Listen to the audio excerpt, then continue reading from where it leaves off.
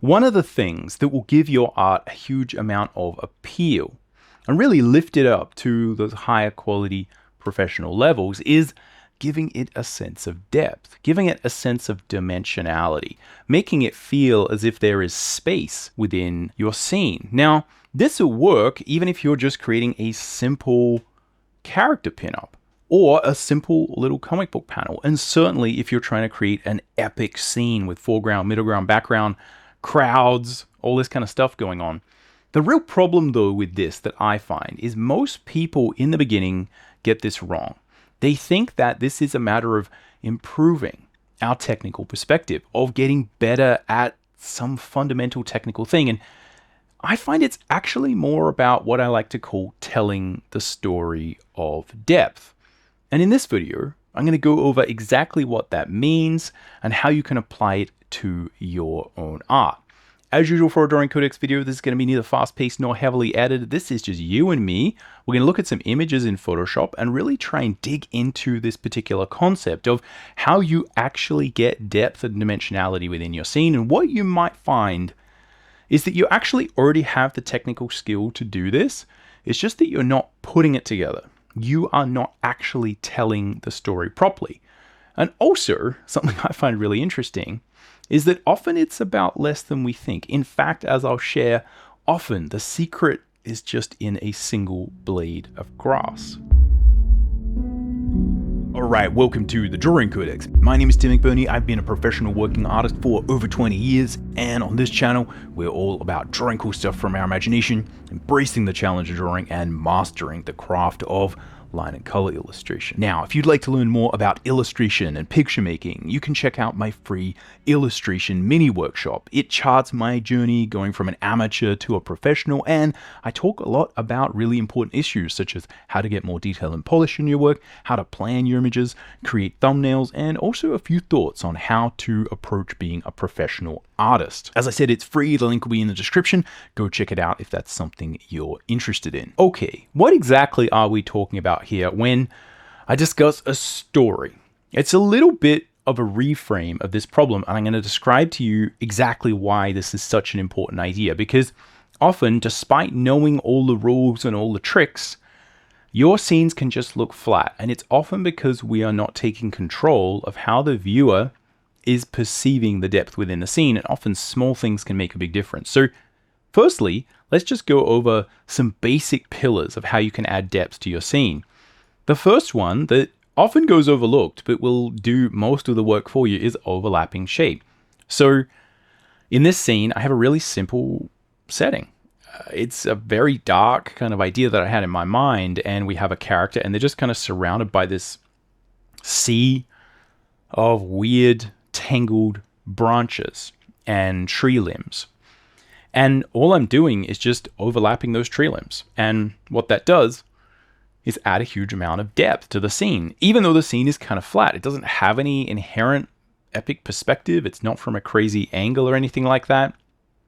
But I have just made sure to add a whole bunch of overlapping shape, and that will always do the job. And even when we sort of crunch all of that down and it almost becomes hard to see what's going on, you can see that I've got some of these shapes overlapping the character. I have within the character, this is another really important thing, different elements of the character's costume are adding to that depth. The way that the character is posed is helping to tell the story of depth within a very sort of static frame. And you can see in the background, there's quite a lot of weird overlapping stuff there, but it's the way that everything overlaps everything else that kind of creates that natural sense of depth. And this isn't always about anything fancy. I'm basically using the same really simple tool, which is a branch overlaps a branch, and I'm just repeating it 100 or 200 or 300 times. That will always work. The other thing that will be really, really useful is the idea of a foreground, middle ground, and background. And this is basic art stuff. But I'm going to talk about why this is so important, because often it's not even that we forget this, it's that we don't connect all of these things up properly. So foreground, middle ground, background is really important. Here I have a foreground object, and we'll talk about why, again, this one is actually a little bit awkward. The character here, I think, probably could be said to be in the foreground. the main sort of character who's meeting these characters, I feel like this is probably where our midground is, right? When we're pushing the depth back a little bit there, and the background is obviously everything behind it. Now, this is concept art, and often with concept art, what we do is really lean on these simple image making principles. You really push everything into the background. This is all about the midground, the foreground. But obviously, foreground, middle ground, background is going to help you a lot. The other thing that will really help you is atmospheric perspective. And this is the simple idea that as we look further and further into the distance, things tend to move towards the neutral, except really bright white colors. That's why often if you look at a snow-capped mountain, the bright white of the snow often doesn't disappear into the gray quite as much. But as a general rule, things move towards the neutral as they get further and further away. And you can use this to, I guess, sort of give this sort of foggy sense of dimensionality. And people will often, in movies, you will fog the set. You will add extra atmosphere and dimension because that allows you to really separate things out and give them sort of different planes. So there's some really simple ways to think about adding depth. And what we want to do is do all of that. And obviously, you can also add a lot of technical perspective. You can really make sure that it's obvious that there's an interesting camera angle, and you can push things that way.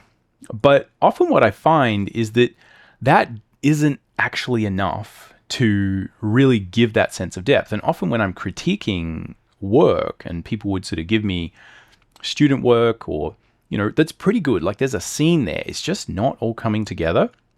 It's often because we're not connecting these things up and we're not taking responsibility for constantly, in as many different ways as possible, telling the story of depth. And the reason for this is that depending on what type of image you have, you're going to need to employ the story of depth differently. So in this instance, I have a pretty basic flat image. In the same way that this image is pretty basic and flat, so is this one. And so it's my job to say, okay, this scene doesn't inherently have a huge amount of perspective. It doesn't naturally have the huge amount of atmospheric perspective. It's not like some of these other scenes where, it would naturally be quite easy to add dimensionality here.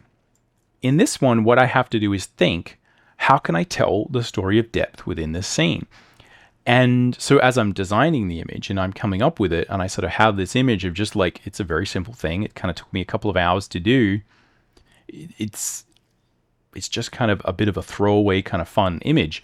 But I'm just thinking about what's in front of what. Let's get as much overlapping shape as we can in here. Let's make sure that we also separate things via color so that we have a very clear color story going on. And that is helping to tell the story of depth. And hopefully, by the end of that, what you'll kind of see is that all these little things stack up. And that's often what creates a huge amount of depth and a feeling of like, oh, there's like stuff going on here. It never feels quite flat. And wherever I can, I'm making choices that help tell that story of depth. And where I see it's lacking and where I see the story is not coming across, then I decide to enhance and tell that story of depth with every little facet that I can. And I think the reason that I talk about it this way is this is just a different way to think about your illustrations. What you'll find is that, yes, you naturally, if you're creating a big epic scene, have a lot of dimensionality to it.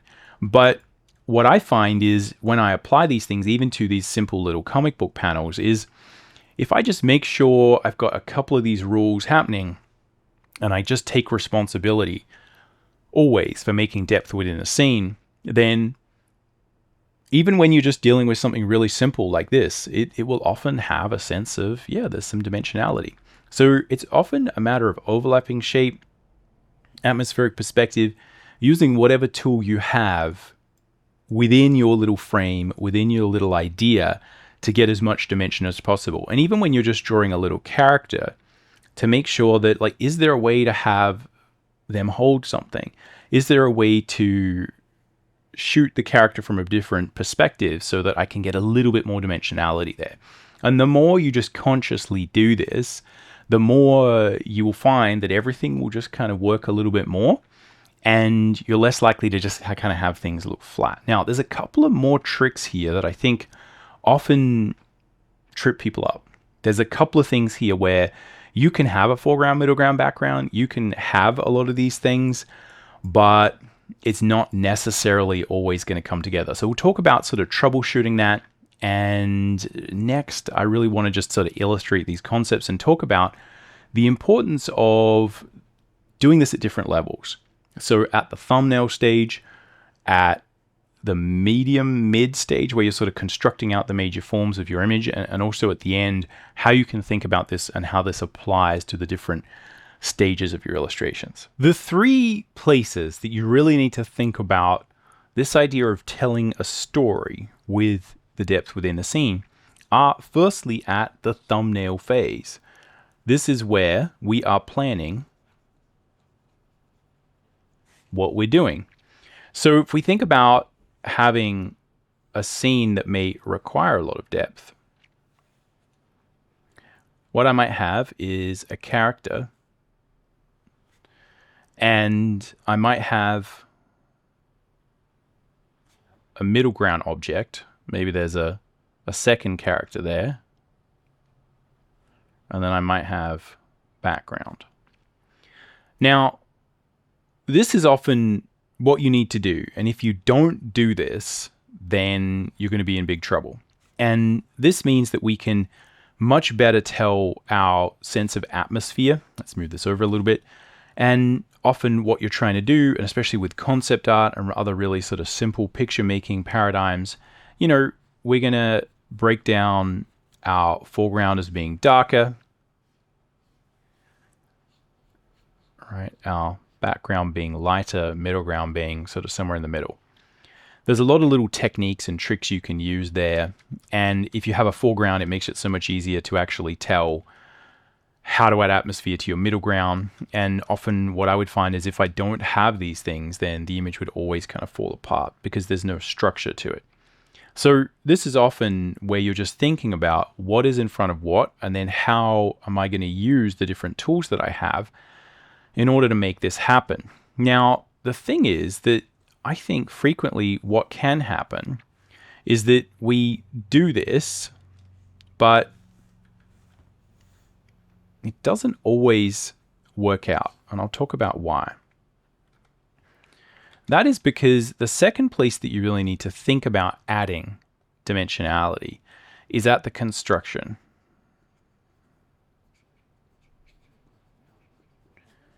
Or your sort of development phase, right?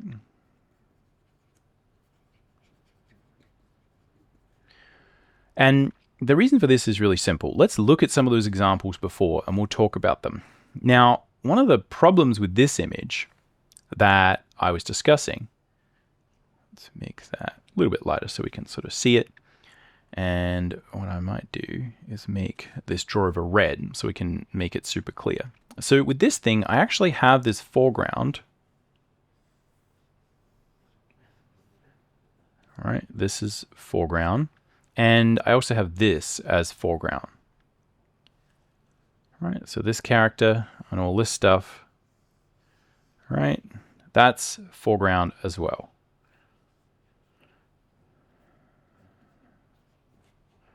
The problem is that these things aren't connected very well. And often what happens is as you're trying to sort out your values, we have disconnected foreground elements or just these static flat elements that are in the foreground because we don't really think about depth within the foreground. We're trying to think about depth within the whole scene, but we're not thinking about depth within each element. And so you can see, like, this doesn't matter too much because this is concept art. And it's not that important if everything is not 100% because all I'm trying to do is tell this story, this gameplay idea of these characters meeting this character. But this is often what will trip people up. And this is what tripped me up in the beginning, is not really considering how these things connect and how we tell the story of depth now that we have a foreground, middle ground, and background. So if we look at this image, there's a couple of things going on here which are really interesting. First of all, is it doesn't really have a strong foreground. We could maybe say that the character is in the foreground, you could maybe say that, right? We could say that's foreground, right? This stuff is the middle ground, and the background is, right, all this stuff. You could maybe say that. But actually, this would be a very dangerous image to create. And normally what would happen if I went to create this image really early on is I wouldn't know how to complete it properly because I didn't have this strong foreground element. And often what I try and do is say, let's just add some extra foreground elements to add that sort of extra dimensionality. And like that would work, and I could add some overlaps, etc. But the real thing is that, like, I like how flat this image is, and I can't, that's just kind of the idea that I wanted. So this is where often what you want is to understand the different things you can do in order to tell that story. So if I was to go back here and sort of critique myself, what I'd say is there's not a lot of actual definition between these foreground elements, and it's not clear in the foreground which element is overlapping what. And it's often just doing this that will sort everything out. The other thing that's really important is to tell the story of how the foreground is transitioning to the midground and how the midground transitions to the background, etc., etc. And often this is about having extra little depth cues. So what probably would help is if I had this thing, which is rock plus a little bit of foliage, if I had a few more little bits and pieces here, and especially if I had a couple of overlaps, something like this, where I showed this, and I'll go into this in more detail because I think this is often really important. If I had a couple of little overlaps that made it really clear that this, and the way you can link this up is through just connecting these little bits and pieces. So if I kind of say, well, this is in front of this is in front of this, I can tell where it is on the ground plane. And the ground plane is also a major thing you need to pay attention to. Where is everything actually on the ground? Because this will allow you to kind of say, well, the character and their rider beast are here, right? The character's here. We know that these characters are here. I can make sure that this character is placed in front of this character. These characters are at the top, sorry, at the front. This character is over here. So the ground plane is a major tool that I'm using as well. But the more that I'm able to tell this story of these extra little things overlapping and show that, okay, I've got these kind of rocks over here, they're about this size, this is getting smaller, etc. Now, this is using a lot of perspective understanding, which is that things get smaller as they recede into the frame, and that obviously the ground plane is there, and we could think about, you know, drawing a grid on the ground plane and thinking about how big something is. But really, this is not anything technical. This is just me deciding everywhere I can to make sure that I tell that there is depth there. And I tell that story, because the story that I want is, this is a really cool, epic world where there's a whole bunch of stuff going on, and it's, you know, sort of really, really awesome. And that's the story I want. And in order to do that, I need to reinforce it. And the big aha for me early on was that I really thought this was just a matter of foreground, midground, background, blah, blah, blah. But actually, it's a lot more subtle than that. And often what you're doing is you're using 3 or 4 major tools when it comes to depth together.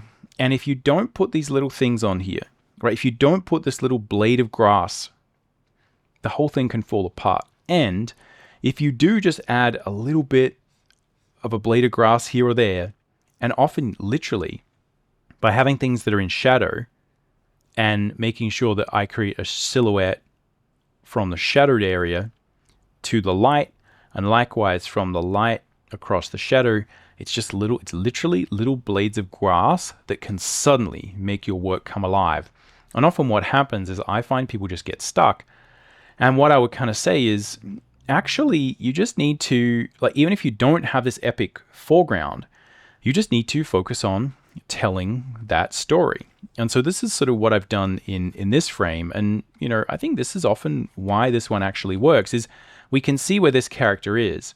And I've made sure that I kind of link some of these elements of where the sand is, so that it's very kind of clear where he is in the scene.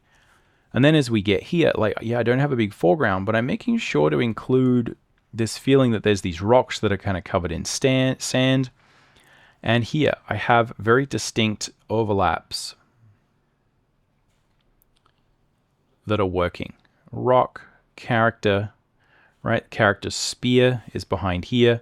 They've got another sword behind here. I've got many little kind of packs. And it's just this constant nagging of like saying, this has depth, that'll make the difference. And often, again, the things that you don't notice when you're beginning are like this. And I would say probably this little rock here tells more story than all of the perspective in this thing combined, because there's not actually that much perspective.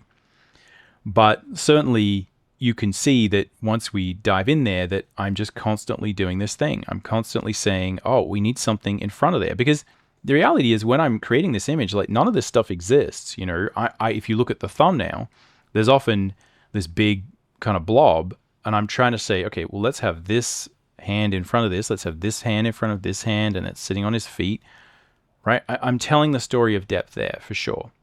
And drawing is really important. But a lot of what will really help it is to say, well, there's a rock in front of here, and a rock in front of there, and a rock in front of there, and this thing's here, and behind that's another thing, and right? And I'm constructing a lot of these sets and things that I'm drawing to help me tell that story. And if you just incessantly do this, you'll just naturally create more depth. And it'll mean that even if you're silly like me and create a whole scene that doesn't have a foreground, you can still kind of make it work. And people kind of look at it and they're like, oh, that's really cool. I feel as if I'm there. And it's less a matter of this blunt force trauma of giant things in the foreground, and it's more just a million little overlaps that make it feel as if maybe there just isn't anything in the foreground here. But certainly probably if I did put something in the foreground, that one would work better. So that's often what we're sort of missing here. And this is the trap that we often fall into, is thinking it's all about perspective. So what I need to do here is, again, define the ground plane. And I need to say, well, this could just almost be a very small person and a rock over here, and you know, maybe there's maybe someone's just kind of standing on a step. You know, like it's not clear. Like, and that's the problem, is you think it's obvious, but it's much better to make sure that we add extra elements in there to make it clear. Like, oh, maybe I have some striations or movements within the rock, right? We want as many of these things there as possible. And the more that I can tell that one thing is in front of another, the more that this scene is naturally going to show depth. If you have a style that allows you to really heavily lean into adding shadow, one of the best, simplest tricks, again, a lot of concept art tricks are about getting a lot out of not much, is to have a really strong sense of lighting. So you can see in that case that, let me see if there's a good way to do this, right? Often you'd say, well, the foreground is kind of in shadow, right? Like all these things in the foreground are in shadow. And then maybe you can also say this character here is in shadow, but between them is this sense of light. And by doing that, you kind of organize the frame quite nicely and make it really clear that, like, these guys are back here, these guys are here, the mountains are back there, and often just that stuff will make a huge difference. But this is why often, you know, we're adding epic clouds, and we want the clouds to have dimensionality. We want everything to kind of be as dimensional as possible. And if you just incessantly do that, you make a huge difference. The third thing, though, is in the details.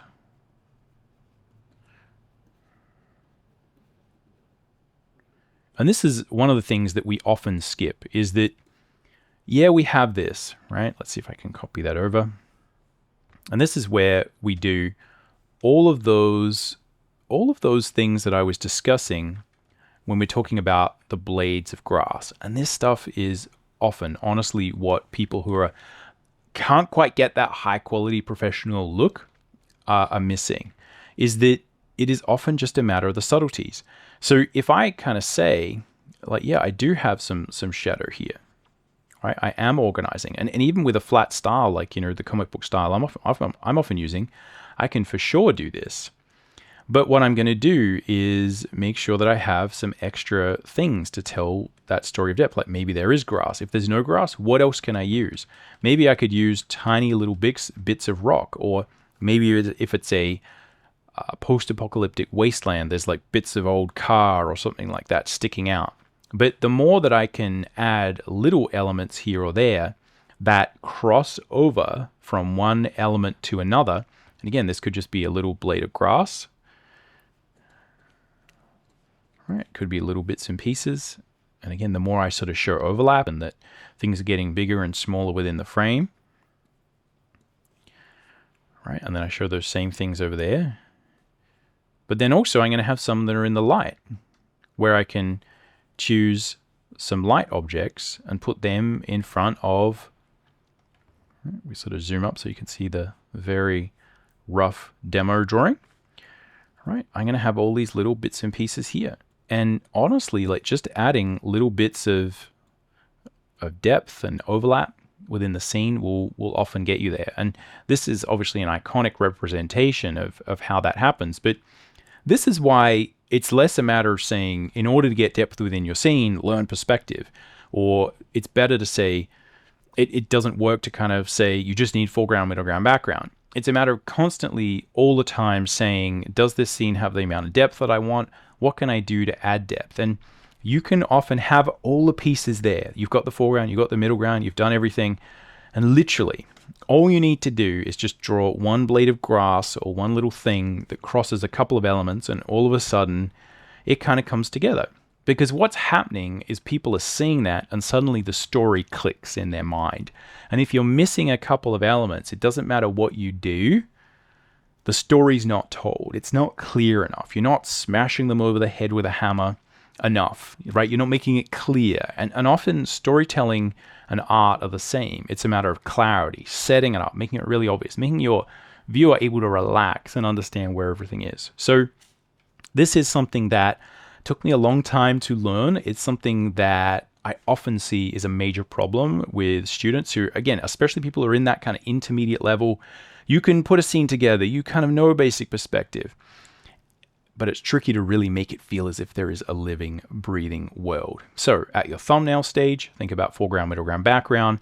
As you build it and develop it, think about how to connect the depth, how to connect your foreground to your middle ground. And lastly, as you're detailing things up, just think about what you could add to enhance the depth within the scene. Anyway, that's all we've got time for in this particular video. Let me know down below in the comments whether this helped you out, whether you have ever drawn a scene and felt like this should have dimensionality. I did the perspective right. I got a foreground in there. I got a background in there. Why does this thing look so flat? And the reason I wanted to make this is because I have seen so many people get stuck in this. Artists who are like pretty good, who can put a scene together, everything's there, but it just kind of looks flat and a little bit lifeless. And it's often because we're just not connecting it up. And often I'll do paintovers for students and people over the years and just kind of say, hey, you just need to add like a couple of things here. And then all of a sudden it'll work. Or you need to figure out and define your atmospheric perspective. It's often just a matter of constantly saying, is the story here clear? Is there something that is muddying the waters and making this depth unclear?